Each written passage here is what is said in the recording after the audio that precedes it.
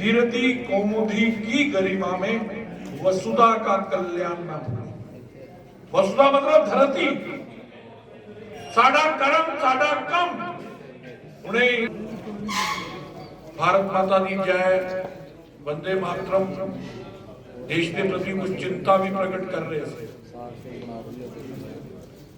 ਅੱਜ भगवान विश्वकर्मा जी की जयंती के कार्यक्रम च आया। ਉਹਦੀ ਸਭ ਨੂੰ बहुत बहुत मुबारक। और निर्माण और सिरजन ਦੇ भगवान विश्वकर्मा जी तो ਸਾਨੂੰ ਸਭ ਨੂੰ भी प्रेरणा लेनी चाहिए और समाज के देश के निर्माण ਦੇ ਲਈ लगना चाहिए। आप पूछो ਜਿਹੜੇ ਇਹ 2 ਮਹੀਨੇ ਦੇ ਵਿੱਚ ਬੀਜੇਪੀ ਕਾਂਗਰਸ ਵੱਲੋਂ ਜਿਹੜੇ 2 ਮਹੀਨੇ 'ਚ ਵਿਕਾਸ ਕਾਰਜ ਕੀਤੇ ਗਏ ਨੇ, ਲੱਗਦਾ ਨਹੀਂ ਤੁਹਾਨੂੰ ਕਿ 4.5 ਸਾਲ 'ਚ ਵੀ ਪਹਿਲੇ ਇਸ ਤਰ੍ਹਾਂ ਦੇ ਕਾਰਜ ਹੋਣੇ ਚਾਹੀਦੇ ਸੀ? ਤੁਸੀਂ ਕਿਸ ਤਰ੍ਹਾਂ ਦੇਖ ਰਹੇ ਹੋ?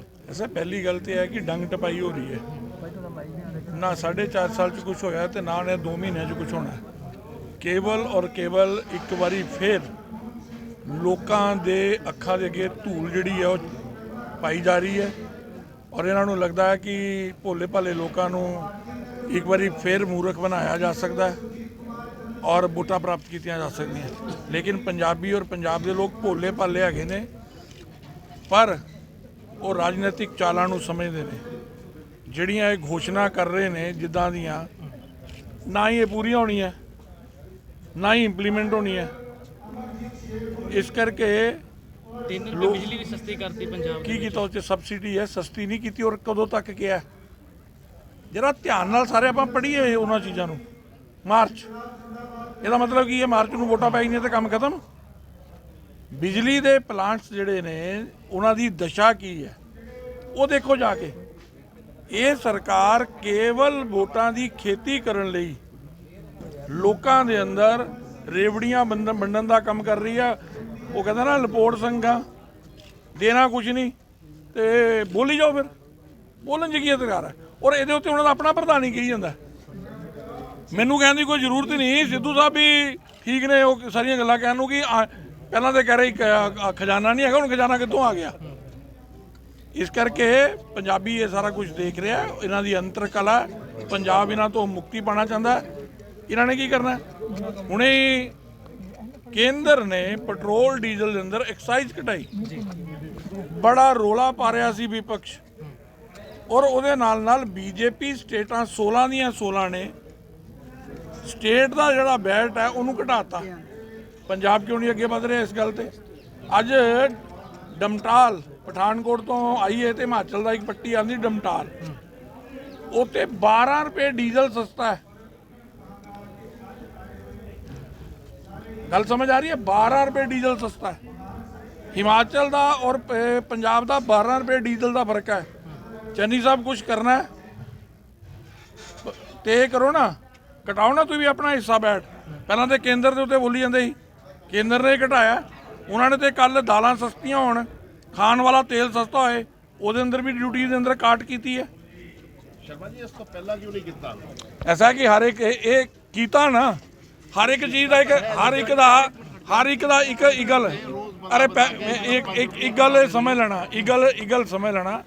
कोरोना की महामारी के कारण पूरी दुनिया के अंदर आर्थिक मंदी सी और सानू ये लग रहा सी कि ये तेल के भाव आ ये कंट्रोल च आ जाएंगे, उतों सस्ता आना शुरू होएगा। लेकिन जिन्होंने देशों तो ये तेल आता है उन्होंने इसका उत्पादन घटाता और जो उत्पादन घटिया मंग सेम रही, उन्होंने रेट बढ़ाते। लेकिन अपनी जनता को राहत मिले, मोदी जी ने स्टेप चुके हैं। अरे पूरा ऐसा है। जब तक सवाल है संगठन का, मेरा लोकतांत्रिक अधिकार है, हर व्यक्ति का लोकतांत्रिक अधिकार है, हर पार्टी को अधिकार है, हर व्यक्ति को अधिकार है। भारतीय जनता पार्टी बड़ी सुदृढ़ता के नाल अपने संगठन को मजबूत करने लिए लगी है और पंजाब के लोग भी सारिਆਂ ਨੂੰ उन्होंने वेख लिया, उन्होंने तो मुक्ति चाहते हैं। देखो बात यह है, बाई इलेक्शन में और जनरल इलेक्शन में बहुत बड़ा अंतर होता है। जनरल इलेक्शन में सरकार बननी होती है, बाई इलेक्शन में सरकार चलती हुई देखनी होती है। तो जो चलती हुई होती है उसके प्रति सोचते हैं लोग चलो इसके 2-4 महीने रह रहे हैं, इसी से फ़ायदा उठा लिया जाए, क्यों खाम खा परिवर्तन किया जाए। लेकिन जब परिवर्तन करना होता है तो जनरल इलेक्शन में करना होता है, और जनरल इलेक्शन का जो रिजल्ट आएगा आप देखेंगे कि यहाँ पर बीजेपी पूर्ण बहुमत से अपनी सरकार बनाएगी। जैसे जो किसान है वो लगातार विरोध कर रहे हैं भाजपा का, खास करके गाँव देखिए में। बात तो ये है, वो गुमराह लोग हैं। प्रधानमंत्री नरेंद्र मोदी जी की नीतियाँ किसान के पक्ष में हैं, किसान की भलाई के लिए हैं, बार बार वो कह चुके हैं।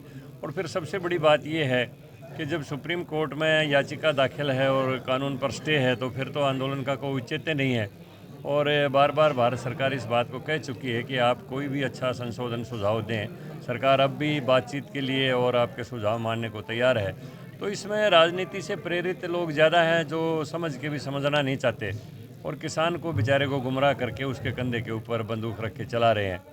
तो मैं समझता हूँ आने वाले बहुत समय में, क्योंकि दिल्ली में रोज़ाना आता जाता हूँ, मैं हरियाणा का रहने वाला हूँ, तो तकरीबन बॉर्डर खाली हो चुका है, वह चंद लोग वहाँ पर हैं और यहाँ पर भी चंद लोग ही रह आने वाले समय में रह जाएंगे। और समाज से जब उनका समर्थन समाप्त हो जाएगा तो आंदोलन भी समाप्त हो जाएगा। सर उनका एक मत है कि खेती कानून जो है वो रद्द होने चाहिए, क्या ऐसा संभव है? देखिए बात ये है, कोई भी कानून बनता है तो बहुत ज़्यादा सोच विचार और मंथन के बाद बनता है। बहुत लंबे समय से किसानों की ही मांग थी कि स्वामीनाथन कमीशन की रिपोर्ट का लागू किया जाए, और कांग्रेस से 2008 में स्वामीनाथन ने रिपोर्ट दे दी थी, उसको लागू नहीं कर पाई। और जब किसानों की भलाई के लिए केंद्र सरकार ने, मोदी सरकार ने ये रिपोर्ट का लागू कर दिया उन कानूनों के तहत, तो फिर वो विपक्ष चिल्लाता है तो क्यों लागू कर दिया। किसान को गुमराह किए हुए है, किसान को इन चीज़ों का पता नहीं है, जबकि ये कॉन्ट्रैक्ट फार्मिंग और ये पहले से ही पंजाब में चल रही है। और पुराने कानून के तहत तो अगर कोई किसान कॉन्ट्रैक्ट को तोड़ता है तो उसको सज़ा भी हो सकती है, उसको जुर्माना भी हो सकता है। और नया कॉन्ट्रैक्ट कानून में तो ये प्रावधान है कि जो कॉन्ट्रैक्ट कंपनी करेगी वो तो बाधित रहेगी, उसको उसी भाव पर लेना पड़ेगा, चाहे मार्केट में भाव घट भी जाओ। लेकिन अगर मार्केट में भाव बढ़ गया तो किसान स्वतंत्र होगा और उसके ऊपर कोई बाध्यता नहीं होगी। तो उल्टा किसान को इसमें लाभ दिया गया है। लेकिन कुछ लोग राजनीति से प्रेरित है, जिसमें खास तौर सर पर कौन लोग कम्युनिस्ट और गुमराह कर कांग्रेस रहे हैं? की। सर कौन लोग गुमराह कर रहे हैं? ज़्यादातर इसमें भूमिका कांग्रेस और कम्युनिस्ट दोनों जैसे की है। कैप्टन अमरिंदर सिंह जो है वो कांग्रेस से अब अलग हो चुके हैं, अपना रिजाइन दे दिया। उन्होंने देख लिया कि कांग्रेस से मैं अब वो बात नहीं है, कांग्रेस देश की नहीं सोचती, जो कांग्रेस गांधी परिवार की ही सोचती है। और एक सीजनड आदमी, इतना सीनियर आदमी अपना अपमान होते हुए नहीं देख सकता। तो कैप्टन अमरिंदर सिंह बहुत ही समझदार सीजनड व्यक्ति हैं, इसलिए उन्होंने अपनी पार्टी बनाई है और मैं समझता हूँ उनको जो सद्बुद्धि आई है। मैं तो पंजाब उनको में आने वाले दिनों में विधानसभा चुनाव में क्या भाजपा उनकी पार्टी के साथ कुछ देखिए, राजनीति में संभावनाएं खुली रहती हैं, जब समय आता है तो उसके जरूरत के हिसाब से फैसले किए जाते हैं, किसी समय कुछ भी किया जा सकता है। उसमें अभी तक एफआईआर नहीं हुई है। नहीं, एफआईआर तो लॉन्च हो चुकी है, उसमें धाराएं भी मैं बता सकता हूँ, लेकिन उनको जमानत के ऊपर छोड़ दिया गया है। अब वहाँ पर कुछ संगठन मांग कर रहे हैं कि हमारे मुकदमे वापस करो। अगर मुकदमे एफआईआर नहीं होती तो मुकदमे वापस लेने की मांग क्यों सर करते हैं? गांव में कितना मुश्किल होगा आपके भाजपा के लिए प्रचार करना, क्योंकि किसान जो है लगातार प्रदर्शन कर रहे हैं, आज भी बाहर आए हुए हैं। गांव में बहुत मुश्किल हो जाएगी, खास करके पंजाब में। देखिए बात यह है, अब आने वाला समय में गांव में कोई अकेला किसान ही नहीं, किसान खेती के ऊपर निर्भर जो लोग हैं वो भी हैं, दलित भी हैं, पिछड़े भी हैं और लोग भी हैं।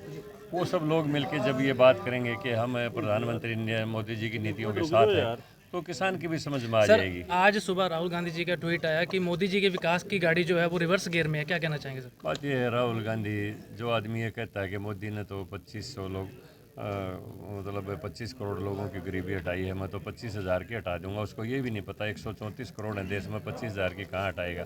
अब ऐसे आदमी के ऊपर क्या टिप्पणी करनी है? उसको ये नहीं पता गेहूँ का पौधा होता है या पेड़ होता है। ठीक है, थैंक यू।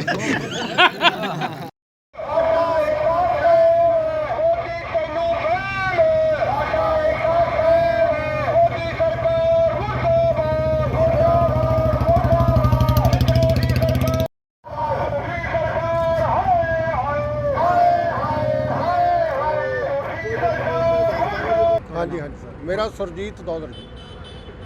ਕੀ ਕਹਿਣਾ ਚਾਹੋਗੇ ਅੱਜ ਦੇ ਵਿਰੋਧ ਦੇ ਉੱਤੇ? ਇਹ ਕੱਲ ਜਾਂਗੜ ਹਰਿਆਣੇ ਚੋਂ ਛਿੱਤਰ ਖਾ ਕੇ ਆ, ਉੱਥੇ ਮਾਫੀਆਂ ਮੰਗ ਕੇ ਨਿਕਲਿਆ ਬਾਹਰ। ਕੱਲ ਦੀ ਗੱਲ ਹੈ ਨਾ, ਮਤਲਬ ਘੇਰਿਆ ਸੀ ਉੱਥੇ ਸਾਰੀ ਰਾਤ 8 ਘੰਟੇ ਘੇਰੀ ਰੱਖਿਆ, ਮਾਫੀਆਂ ਮੰਗ ਕੇ ਬਾਹਰ ਨਿਕਲਿਆ। ਇੱਥੇ ਸਾਨੂੰ ਪਤਾ ਨਹੀਂ ਲੱਗਾ ਅਸਲ ਪਹਿਲਾਂ ਵੀ ਇਹਨੇ ਆਉਣਾ, ਸਾਨੂੰ ਪਤਾ ਮੌਕੇ 'ਤੇ ਲੱਗਾ ਜਮਾਂ, ਕਿਉਂਕਿ ਇੱਥੇ ਸਾਨੂੰ ਥੋੜ੍ਹਾ ਜਿਹਾ ਇੱਕ ਮੁਲਾਜ਼ਮ ਤੋਂ ਅਸੀਂ ਪੁੱਛਿਆ ਸੀ, ਉਹ ਕਹਿੰਦੇ ਵੀ ਸਾਡੇ ਹੀ ਅਫਸਰ ਨੇ ਆਉਣਾ ਇੱਥੇ, ਇਸ ਕਰਕੇ ਥੋੜ੍ਹਾ ਜਿਹਾ ਸਾਨੂੰ ਭੁਲੇਖਾ ਲੱਗ ਗਿਆ। ਜੇ ਸਾਨੂੰ ਪਹਿਲਾਂ ਪਤਾ ਲੱਗ ਜਾਂਦਾ, ਜੇ ਸਾਡਾ ਮਤਲਬ ਜੇ ਉਹ ਜਥੇਬੰਦਕ ਵਿਰੋਧ ਜਿਹੜਾ ਹੁੰਦਾ, ਇਹ ਮੌਕੇ 'ਤੇ ਸਾਥੀ ਅਸੀਂ ਇਕੱਠੇ ਕੀਤੇ ਆ, ਕਿਉਂਕਿ ਵਿਰੋਧ ਤਾਂ ਅਸੀਂ ਦਰਜ ਕਰਾਵਾਂਗੇ। ਭਾਵੇਂ ਸਾਡੇ ਉਹ 2 ਜਾਣਿਆਂ ਨੇ ਕਰਾਤਾ ਸੀ, ਬਾਬਾ ਬੋਤਾ ਸਿੰਘ ਤੇ ਬਾਬਾ ਉਹਨਾਂ ਨੇ ਦੋ ਨੇ ਕਰਾਤਾ ਸੀ। ਅਸੀਂ ਵਿਰੋਧ ਦਰਜ ਕਰਾਵਾਂਗੇ, ਝੰਡੇ ਕਾਲੇ ਦਿਖਾਵਾਂਗੇ, ਨਾਅਰੇ ਲਾਵਾਂਗੇ, ਸੁੱਕਾ ਤਾਂ ਉਹਨੂੰ ਨਹੀਂ ਜਾਣ ਦਿੰਦੇ। ਤਾਂ ਗੱਲ ਪੱਕੀ। ਤੇ ਕਿਸਾਨ ਬੈਠੇ ਨੇ ਪ੍ਰੋਟੈਸਟ ਕਰ ਕਿੱਥੇ ਜਾ ਰਹੇ ਨੇ, ਪਰ ਜਿਉਂ ਦਾ ਤਿਉਂ ਹੀ ਹੈ ਸਭ ਕੁਝ ਮਾਹੌਲ। ਨਹੀਂ, ਜਿਉਂ ਦਾ ਤਿਉਂ ਨਹੀਂ ਮਾਹੌਲ। ਇਹ ਦੇਖੋ ਵੀ ਅੱਜ ਤੋਂ ਸਾਲ ਪਹਿਲਾਂ ਜਿਹੜੀਆਂ ਹਾਲਤਾਂ ਸੀ ਅੱਜ ਉਹਦੇ ਨਾਲੋਂ ਬਹੁਤ ਬਦਲ ਚੁੱਕੀਆਂ ਨੇ ਹਾਲਤਾਂ। ਲੋਕ ਨੇ ਜਿਹੜੇ ਸੁਚੇਤ ਹੋਏ ਨੇ ਆਪਣੇ ਹੱਕਾਂ ਨੂੰ ਲੈ ਕੇ। ਇਸ ਕਰਕੇ ਜੇ ਅੱਜ ਤੋਂ ਸਾਲ ਪਹਿਲਾਂ ਹਰਜੀਤ ਗਰੇਵਾਲ ਵਰਗੇ ਆ ਜਾਂਗੜ ਵਰਗੇ ਖੁੱਲ੍ਹੇਆਮ ਕੋਤੇ ਵੀ ਪ੍ਰੋਗਰਾਮ ਕਰਦੇ ਸੀ, ਆਪਣੇ ਇਕੱਠ ਕਰਦੇ ਹੁੰਦੇ ਸੀ, ਰੈਲੀਆਂ ਕਰਦੇ ਸੀ, ਭਾਜਪਾ ਦਾ ਕੋਈ ਵਿਰੋਧ ਨਹੀਂ ਸੀ ਹੁੰਦਾ ਇਸ ਕਦਰ। ਪਰ ਅੱਜ ਦੇ ਸਮੇਂ ਦੇ ਵਿੱਚ ਭਾਵੇਂ ਉਹ ਜਿਮਨੀ ਚੋਣਾਂ ਦੇਖ ਲਓ ਤੁਸੀਂ, ਹਿਮਾਚਲ 'ਚ ਜੋ ਇਹਨਾਂ ਦਾ ਹਾਲ ਹੋਇਆ ਵੀ ਜਿੱਥੇ 4-4 ਲੱਖ ਦੀਆਂ ਵੋਟ ਦੇ ਗੈਪ ਨਾਲੇ ਜਿੱਤ ਕੇ ਗਏ ਨੇ, ਉੱਥੇ ਕਿੰਨੀ ਮਾੜੀ ਤਰ੍ਹਾਂ ਇਹ ਹਾਰੇ ਨੇ। ਤੇ ਭਾਵੇਂ ਇੱਥੇ ਦੇਖ ਲਓ ਤੁਸੀਂ ਵੀ ਜਿੱਥੇ ਕਿਤੇ ਵੀ ਇਹ ਜਾ ਰਹੇ ਨੇ, ਖਾਸ ਤੌਰ ਤੇ ਪੰਜਾਬ 'ਚ ਇਹ ਆ ਵੀ ਇਹਨਾਂ ਨੂੰ ਉਮੀਦਵਾਰ ਵੀ ਨਹੀਂ ਮਿਲ ਰਹੇ ਖੜੇ ਕਰਨ ਦੇ ਲਈ। ਕਈ ਥਾਵਾਂ ਦੇ ਉੱਤੇ ਕਿਤੇ ਵੀ ਜਾ ਰਹੇ ਨੇ ਲੋਕ ਵਿਰੋਧ ਕਰਨ ਦੇ ਲਈ ਸੜਕਾਂ ਤੇ ਆ ਰਹੇ ਨੇ। ਇਸ ਕਰਕੇ ਇੱਕ ਚੰਗੀ ਗੱਲ ਹੈ ਵੀ ਲੋਕ ਜਿਹੜੇ ਨੇ ਅੱਜ ਹੱਕਾਂ ਨੂੰ ਲੈ ਕੇ ਜਾਗੇ ਨੇ ਤੇ ਉਹਨਾਂ ਨੇ ਇਹ ਸਿੱਖਿਆ ਇਸ ਮੋਰਚੇ ਤੋਂ ਵੀ ਜੇ ਕਿਤੇ ਵੀ ਕੋਈ ਹੱਕ ਮਿਲ ਸਕਦੇ ਨੇ ਉਹ ਇੱਕ ਜਾਂ ਦੂਜੀ ਪਾਰਟੀ ਬਦਲ ਕੇ ਨਹੀਂ ਹੋ ਸਕਦੇ। ਤੇ ਸਾਡੇ ਅਸਲ ਦੁਸ਼ਮਣ ਕੌਣ ਨੇ? ਅਸਲ ਦੁਸ਼ਮਣ ਇਹ ਸਰਕਾਰਾਂ ਨੇ, ਭਾਵੇਂ ਉਹ ਇੱਥੇ ਕੈਪਟਨ ਸਰਕਾਰ ਹੋਵੇ ਚਾਹੇ ਉਹ ਕੇਂਦਰ ਦੀ ਸਰਕਾਰ ਹੋਵੇ, ਜਿਹਨੇ ਖਾਸ ਤੌਰ ਤੇ ਕਾਲੇ ਕਾਨੂੰਨ ਲੈ ਕੇ ਆਉਂਦੇ ਨੇ ਉਹਦਾ ਤਾਂ ਸਿੱਧਾ ਵਿਰੋਧ ਹਰ ਥਾਂ ਤੇ ਹੋ ਹੀ ਰਿਹਾ। ਦੂਜੇ